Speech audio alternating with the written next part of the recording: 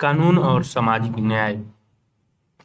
क्या आप कक्षा 7 का बाजार में एक कमिज अध्याय याद है? वहां हमने देखा था कि बाजारों की श्रृंखला किस तरह कपास उत्पादक को सुपर बाजार से में कमीज खरीदने वाले ग्राहकों से जोड़ देती है। इस श्रृंखला में हर मोड़ पर क्रय विक्रय चलता चला रहता है। कपास पैदा करने वाले छोटा किसान, इरोड के बुनकर या कपड़ा निर्यातक कारखाने के मजदूर, कमीज के उत्पादक में प्रत्यक्ष या अप्रत्यक्ष रूप से शामिल बहुत सारे लोग बाजार में शोषण का शिकार होते हैं। उनके साथ उचित बर्ताव नहीं होता। बाजार में हर जगह लोगों के शोषण की संभावना बनी रहती है, चाहे वो मजदूर हो, उपभोक्ता हो या उत्पादक हो। लोग को इस तरह के शोषण से बचने के लिए सरकार कुछ कानून बनाती है। इन कानूनों के जरिए इस बात की कोशिश की जाती है कि बाजार में अनुचित तौर तरीकों पर अंकुश लगाया जाए। ये चीज आइए बाजार में एक आम स्थिति को देखें जिसमें कानून बहुत मायने रखता है।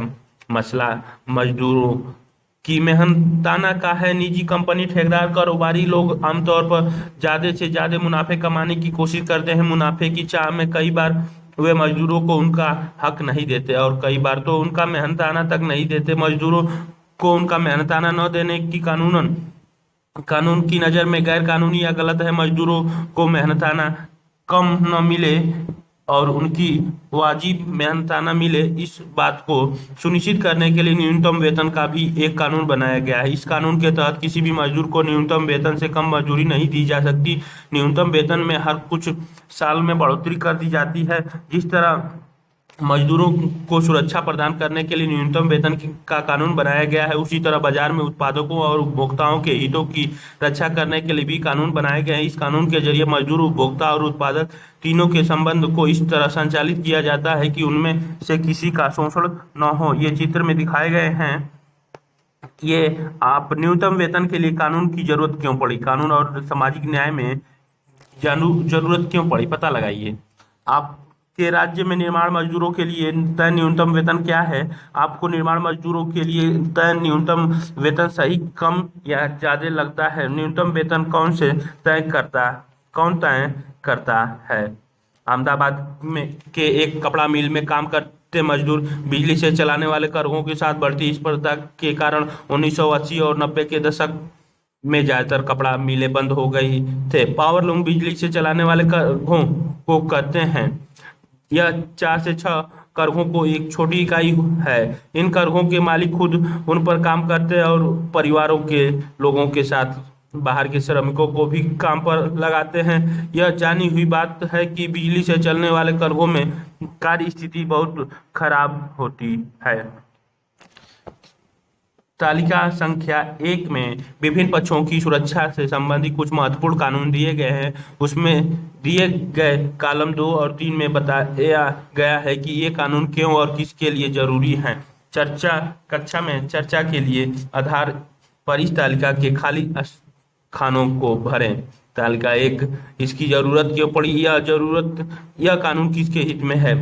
न्यूनतम मेहनताना कानून, इसमें यह निश्चित किया गया है कि किसी का भी मेहनताना एक निर्धारित न्यूनतम राशि से कम नहीं होनी चाहिए। बहुत सारे मजदूरों को उनकी मालिक सही मेहनताना नहीं देते। चूंकि मजदूरों को काम की जरूरत होती है, इसीलिए वे सौदेबाजी भी नहीं कर पाते और बहुत कम मजदूरी पर ही काम करने को तैयार हो जाते हैं। यह कानून सारे मजदूर, खासतौर से खेत मजदूरों, निर्माण मजदूरों, फैक्ट्री मजदूरों, घरेलू नौकरों आदि के हितों की रक्षा के लिए बनाया गया है। कार्यस्थल पर पर्याप्त सुरक्षा व्यवस्था का इंतजाम करने वाले कानून, उदाहरण के लिए चेतावनी, अलार्म, आपातकालीन द्वारा आदि सही ढंग से काम कर रहे हों। चीजों की गुणवत्ता निर्धारित मानकों के अनुरूप होना चाहिए, यह बताने वाले कानून, उदाहरण के लिए विद्युत उपकरण सुरक्षा मानकों के अनुरूप होना चाहिए। विद्युत उपकरण, भोजन, दवाई आदि की खराब गुणवत्ता के कारण उपभोक्ताओं का जीवन खतरे में पड़ सकता है। जरूरी चीजें जैसे चीनी, मिट्टी का तेल, अनाज आदि की कीमतों को नियंत्रण में रखने वाले कानून, ऐसे गरीबों के हितों की रक्षा के लिए जो कि इन चीजों की भारी कीमत वहन नहीं कर सकते। ऐसे कानून जो फैक्ट्री को हवा या पानी को प्रदूषण फैलाने से रोकते हैं। कार्यस्थल पर बाल मजदूरी को रोकने वाले कानून, मजदूर यूनियन संगठन बनाने से संबंधित कानून, यूनियनों के संगठित होकर मजदूर अपनी संयुक्त ताकत के सहारे सही वेतन और बेहतर कार्य स्थिति के लिए आवाज उठा सकते हैं। कानून बना देने ही काफी नहीं होता, सरकार को यह सुनिश्चित करना होता है कि कानून को लागू किया जाए। इसका मतलब यह है कि कानून को लागू किया जाना बहुत जरूरी होता है। जब कोई कानून ताकतवर लोगों को कमजोर लोगों की रक्षा के लिए बनाया जाता है तो उसे लागू करना और भी महत्वपूर्ण बन जाता है। उदाहरण के लिए प्रत्येक मजदूरों को सही वेतन मिले, यह सुनिश्चित करने के लिए सरकार को कार्यस्थलों का नियमित रूप से निरीक्षण करना चाहिए और अगर कोई कानून का उल्लंघन करता है तो उसे को सजा देनी चाहिए। अगर मजदूर गरीब या शक्तिहीन है तो आमदनी गंवाने या बदले की कार्रवाई के डर से वह कम वेतन पर भी काम करने को तैयार हो जाता है। मालिक भी इस बात को अच्छी तरह समझते हैं कि वे अपनी ताकत का इस्तेमाल करते हैं ताकि मजदूरों से कम पैसे में काम कराया जा सके। ऐसी सूरत में यह बहुत जरूरी होता है कि संबंधित कानूनों को अच्छी तरह लागू किया जाए। इन कानूनों को बनाने, लागू करने और कायम रखने के लिए सरकार व्यक्तियों या निजी कंपनियों की गतिविधियों को नियंत्रित कर सकती है ताकि सामाजिक न्याय सुनिश्चित किया जा सके। इनमें से बहुत सारे कानूनों का जन्म भारतीय संविधान में दिए गए मौलिक अधिकारों से हुआ है। उदाहरण के लिए शोषण से मुक्ति के अधिकार का अर्थ है कि किसी को भी कम मेहनत पर काम करने या बचुआ मजदूर के तौर पर काम करने के लिए मजबूर नहीं किया जा सकता। संविधान में यह भी कहा गया है कि 14 साल से कम उम्र के किसी भी बच्चे को किसी कारखाने या खदान या किसी अन्य खतरनाक व्यवसाय में काम पर नहीं रखा जाएगा। व्यवहार में ये कानून किस तरह सामने आते हैं, ये कानून सामाजिक न्याय की चिंताओं को किस हद तक संबोधित करते हैं, इस अध्याय में हम ऐसे ही कुछ प्रश्नों या सवालों पर पड़ताल करेंगे। चित्र में 2011 जनगणना के अनुसार मुताबिक भारत में 5 से 14 साल की उम्र के 40 लाख से ज्यादा बच्चे विभिन्न व्यवसायों में नौकरी करते हैं। इनमें से बहुत सारे बच्चे खतरनाक व्यवसाय में। 2016 में संसद ने बाल श्रम प्रतिषेध एवं विनिमय अधिनियम 1986 में यह संशोधन किया कि 14 वर्ष से कम आयु के बच्चों के सभी व्यवसायों में तथा किशोर 14 से 18 के जोखिमकारी व्यवसायों और प्रक्रियाओं में नियोजन करने पर प्रतिबंध है। बच्चों या किशोरों के नियोजन को अब एक संज्ञेय अपराध बना दिया गया है। 2017 में एक online portal HTTPS pencil government in platform for effective enforcement for true child labour pencil प्रारंभ हुआ। यह पोर्टल शिकायत दर्ज कराने, चाइल्ड ट्रैकिंग तथा राष्ट्रीय बाल श्रम परियोजना NCLP के कार्यान्वयन एवं मॉनिटरिंग के लिए है। चित्र में ये बर्तन वाले पे दिखाया गया है। भोपाल गैस त्रासदी। 24 साल पहले भोपाल में दुनिया के सबसे भीषण औद्योगिक में यूनियन कार्बाइड नामक अमेरिकी कंपनी का कारखाना था जिसमें कीटनाशक बनाए जाते थे। 2 दिसंबर 1984 को रात के 2 बजे यूनियन कार्बाइड के इस संयंत्र से मिथाइल आइसोसाइनाइड गैस रिसने लगी। यह बेहद जहरीली गैस होती है। इस दुर्घटना की चपेट में आने वाले अजीज सुल्तान तकरीबन 12:30 बजे मुझे अपने बच्चों की तेज खांसी की आवाज सुनाई दी। कमरे में हल्की सी रोशनी थी। मैंने देखा कि पूरा कमरा सफेद धुआं से भरा हुआ था। मुझे लोगों की चीखने की आवाज सुनाई दी। सब कह रहे थे कि भागो भागो। इसके बाद मुझे भी खांसी आने लगी। लगता था जैसे मैं आग में सांस ले रही हूँ। आंखें बुरी तरह जलने लगी। अगली सुबह 3 दिन के भीतर 8,000 से ज्यादा लोग मौत के मुंह में चले गए। लाखों लोग गंभीर रूप से प्रभावित हुए। सुबह अंतिम संस्कार। जहरीली गैस के संपर्क में आने वाले ज्यादातर लोग गरीब कामकाजी परिवार के लोग थे। उनमें से लगभग 50,000 लोग आज भी इतने बीमार हैं कि कुछ काम नहीं कर सकते।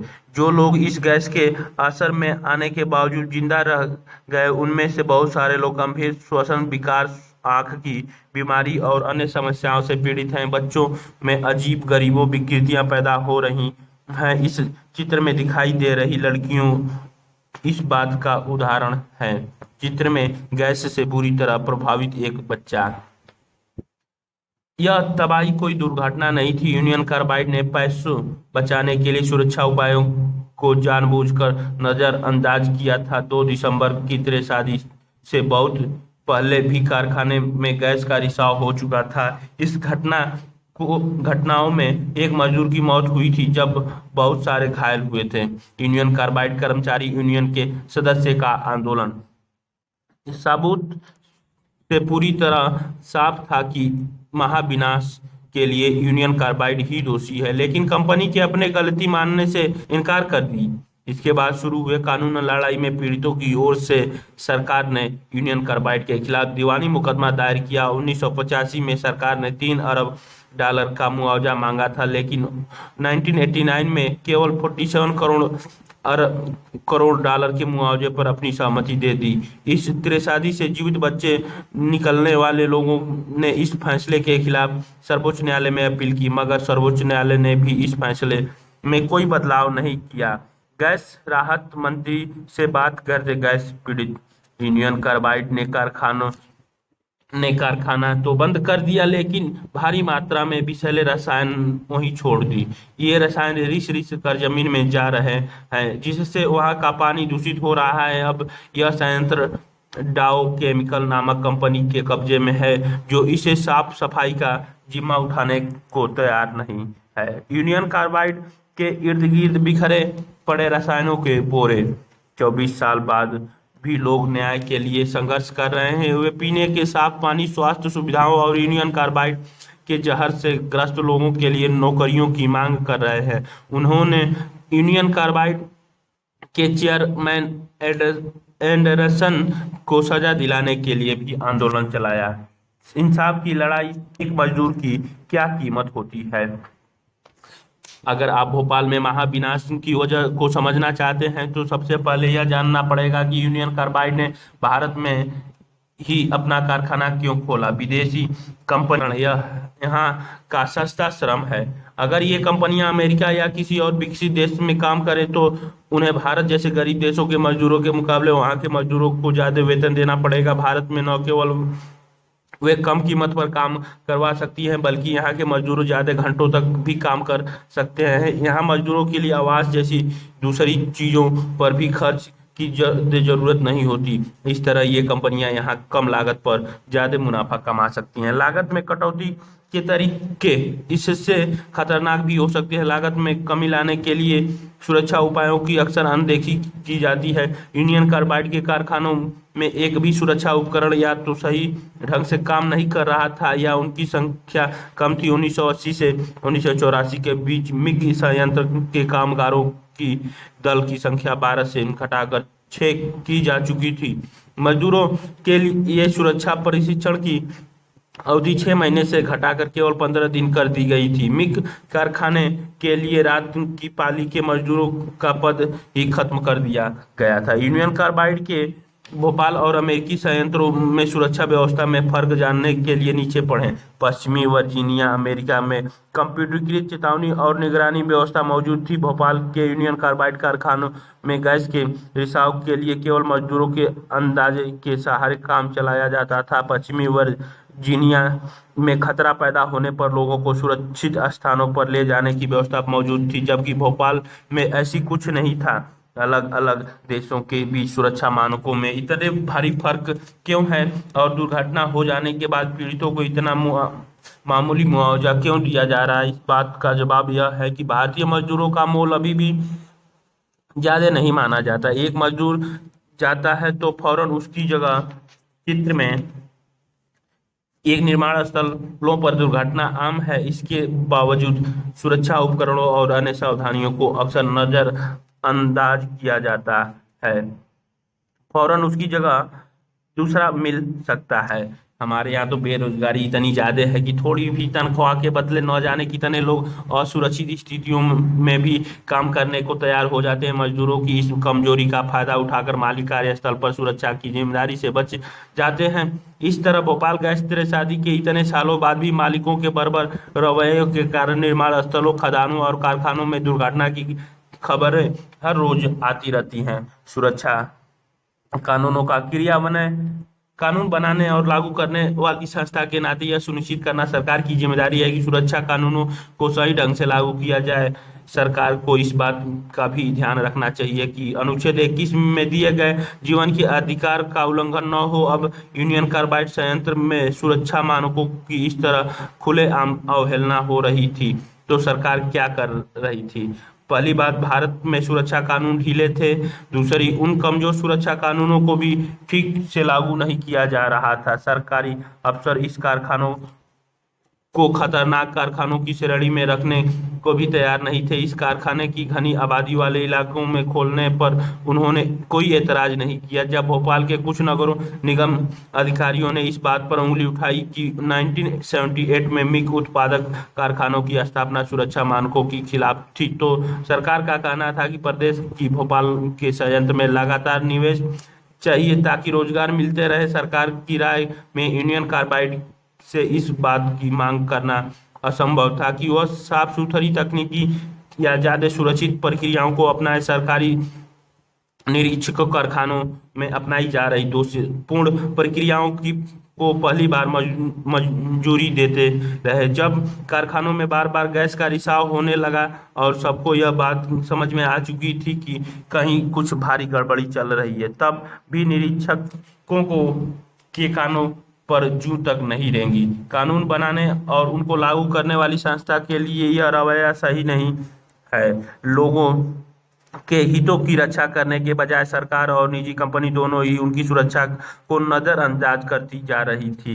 यह हरगिज अच्छी स्थिति नहीं है जब भारत में स्थानीय और विदेशी व्यवसायी नए नए कारखाने खोलते जा रहे हैं जो मजदूरों के अधिकारों की रक्षा करने वाले सख्त कानूनों और उनके ज्यादातर बेहतर क्रियान्वयन की जरूरत और बढ़ गई है।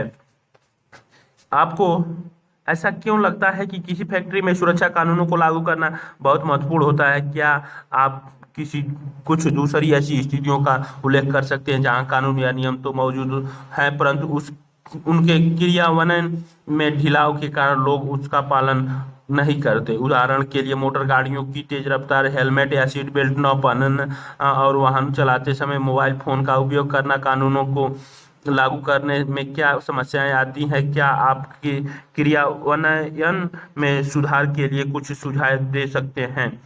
हाल ही में एक ट्रैवल एजेंसी को आदेश दिया गया कि वो अपने कुछ ग्राहकों को 8 लाख रुपए का मुआवजा दे। इन सैलानियों की मुआवजा इसीलिए दिया जा रहा था क्योंकि कंपनी की लापरवाही के कारण वे डिज्नीलैंड देखने और पेरिस में खरीदारी करने से वंचित रह गए थे। तो फिर भोपाल गैस त्रासदी के पीड़ितों की जिंदगी भर की पीड़ा और नुकसान के बदले इतना कम मुआवजा क्यों मिला? पर्यावरण की रक्षा के लिए नए कानून। 1984 में हमारे पास पर्यावरण की रक्षा के लिए बहुत कम कानून थे। इन कानूनों को लागू करने की व्यवस्था तो और भी कमजोर थी। पर्यावरण को एक मुफ्त चीजें माना जाता था।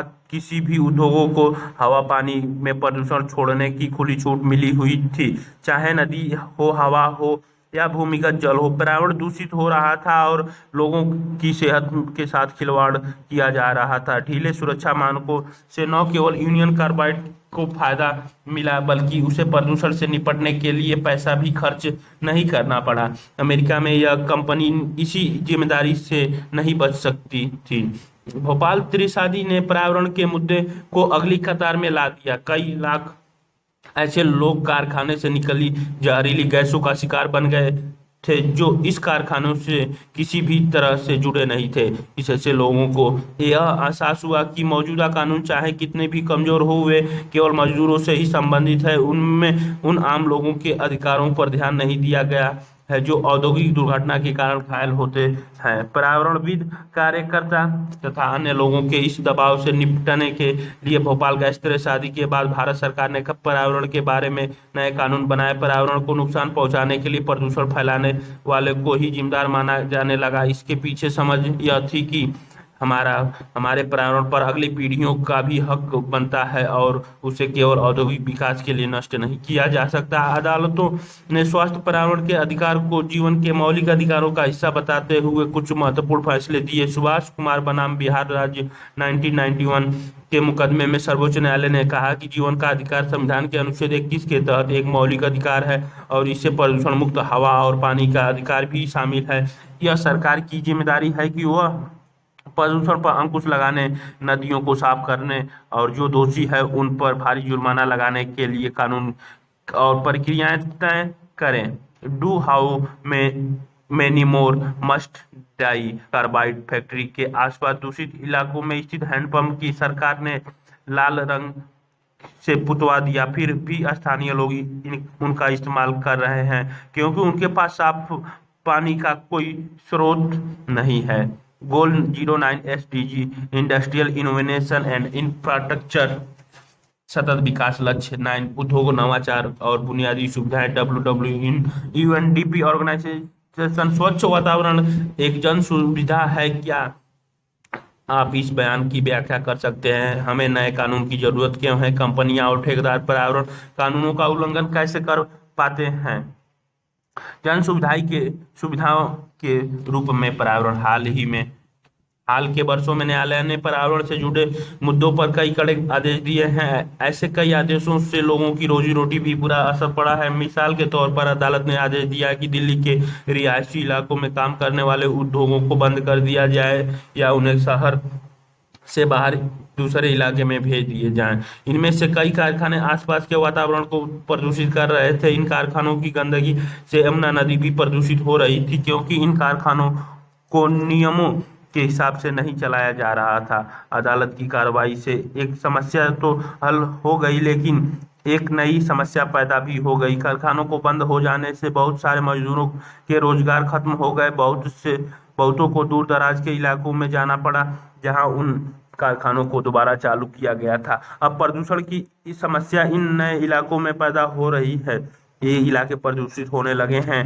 मजदूरों की सुरक्षा संबंधी स्थितियों का मुद्दा अभी भी वैसा का वैसा है। भारत में पर्यावरणीय मुद्दों पर हुआ ताजा अनुसंधानों से यह बात सामने आई है कि मध्य वर्ग के लोग पर्यावरण की चिंता तो करने लगे हैं लेकिन वे अक्सर गरीबों की पीड़ा को ध्यान में नहीं रखते। इसीलिए उनमें से बहुतों को तो यह समझ में आता है कि शहर को सुंदर बनाने के लिए वास्ते बस्तियों को हटाना चाहिए या प्रदूषण फैलाने वाले फैक्ट्रियों को शहर के बाहर ले जाना चाहिए, लेकिन यह समझ में नहीं आता कि इससे बहुत सारे लोगों की रोजी रोटी भी खतरे में पड़ सकती है।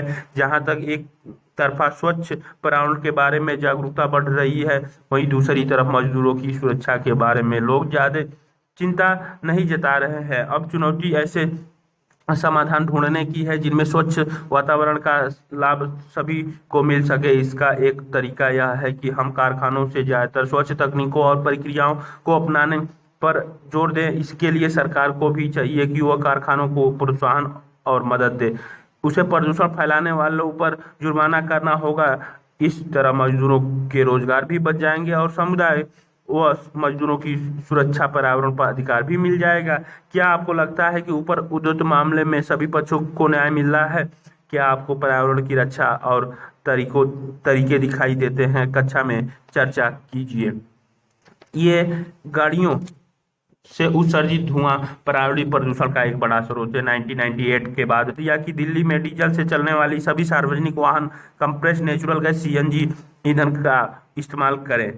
इन प्रयासों से दिल्ली जैसे शहरों के वायु प्रदूषण में काफी गिरावट आई, लेकिन centre for science and environment नई दिल्ली की एक ताजी रिपोर्ट में कहा गया कि हवा में विषैले पदार्थों का स्तर काफी ऊंचा है। ये विषैले पदार्थ पेट्रोलियम की बजाय डीजल से चलने वाली बसों कारों के कारण पैदा हो रही हैं।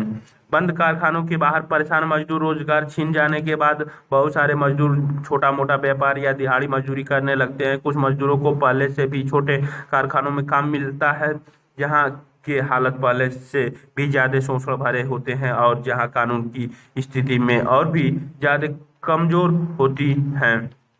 ये चित्र में दिखाया गया है।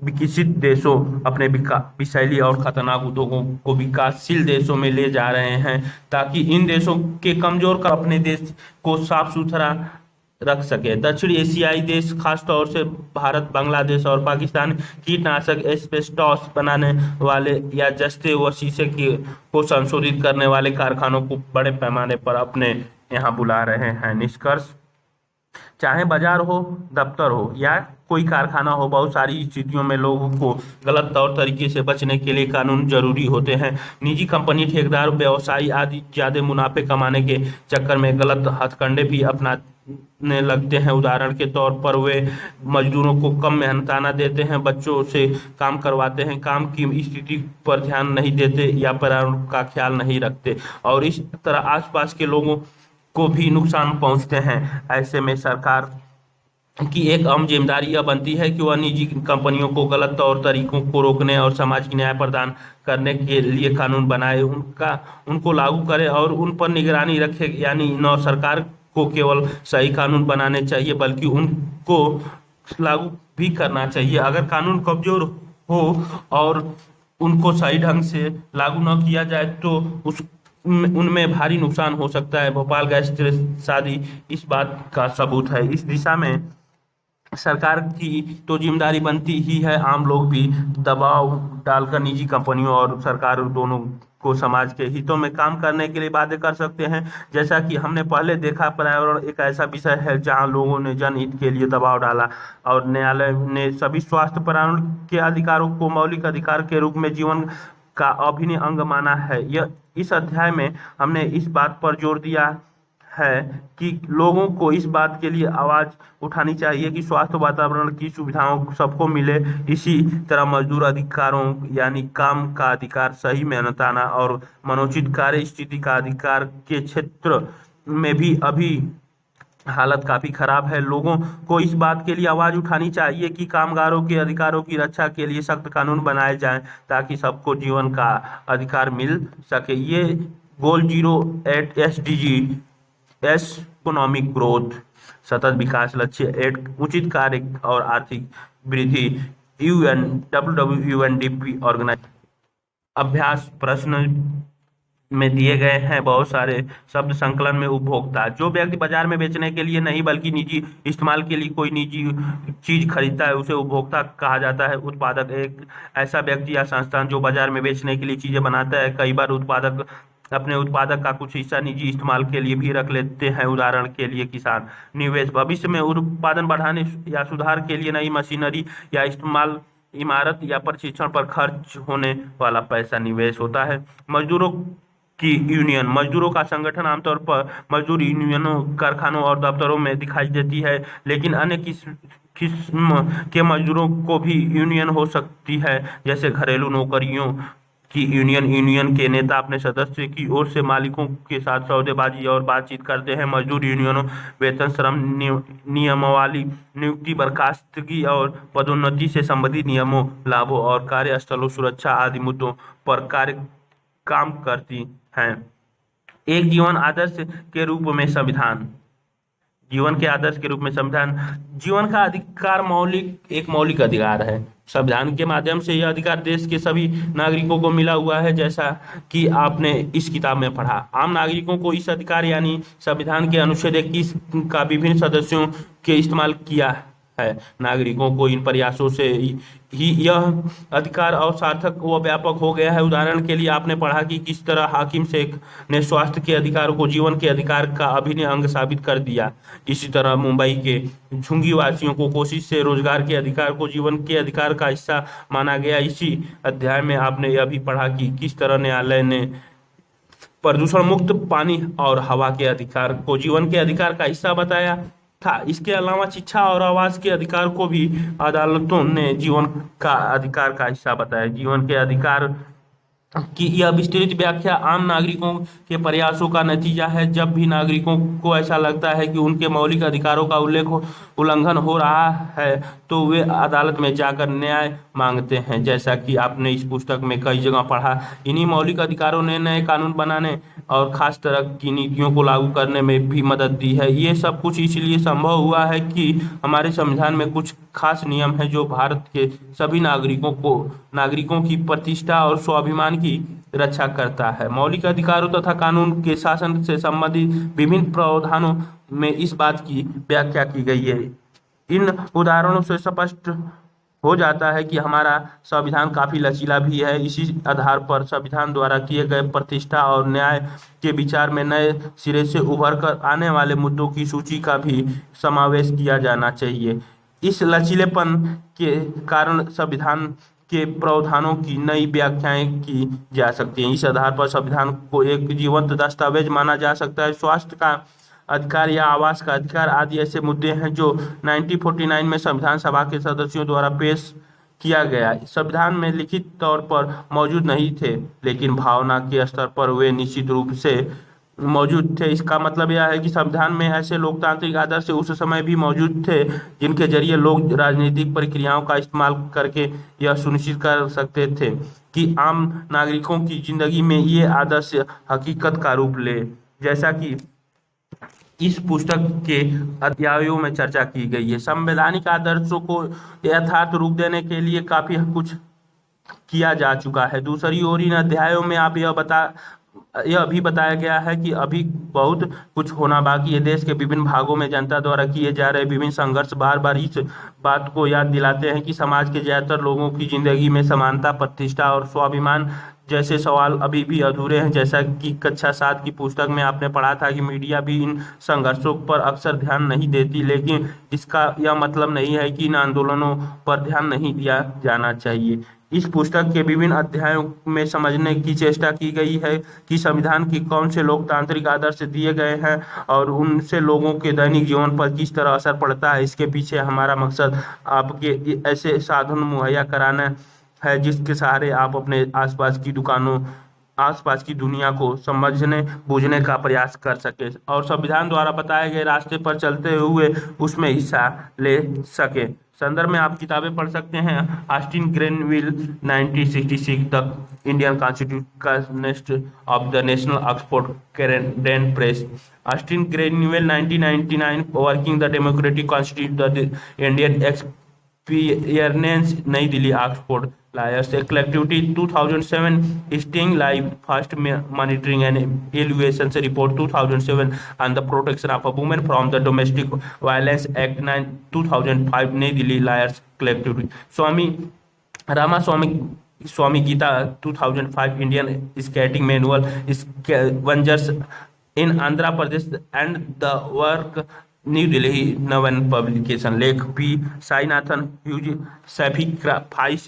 sacrifice is in the Hindu 6 September 1998 Haripuhaya National the Constitution 65 years in the making the development 18 September 2008 GP then diplomat com assessed on 19 September 2017 विविध प्राधिकरण Olga Tellis works Bombay municipal corporation 1985 3 SCC 545 Paschim Bangal Khet Mazdoor Samiti बनाम पश्चिम बंगाल राज्य 1996 Delhi eastern Delhi administrative workers Laxman Kumar 1985 4 SC 476 Subhash Kumar versus state of Bihar 1991 SCC 598 website Bhopal gas शादी के लिए आप http www is former Bhopal or what happened HTML assessed on 12 January 2008 C K Janu www counter